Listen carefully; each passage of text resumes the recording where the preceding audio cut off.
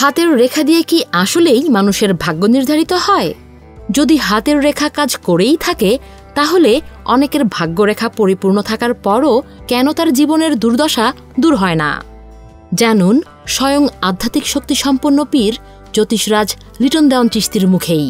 আমার প্রশ্ন হলো, আয়ু রেখা ঠিক, হেডলাইন ঠিক, হৃদয় রেখা ঠিক, ভাগ্য রেখা 100% চমৎকার, সেই ব্যক্তি তার জীবনটাই মানুষের থেকে চাইয়া ফিরা খেয়ে যাচ্ছে কেন?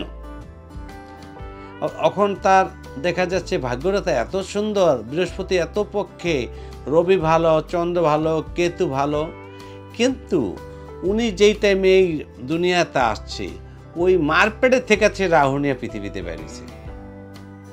এই কারণে এই রেখায় কাজ করতেছে না।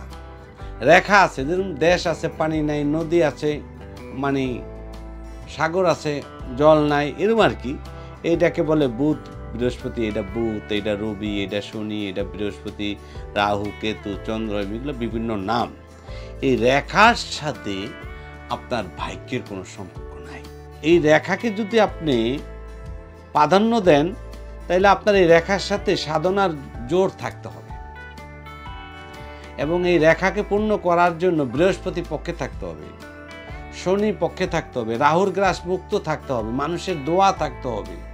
এই জিনিসগুলা যার ভিতর আছে তার রেখা সঠিক কাজ করে।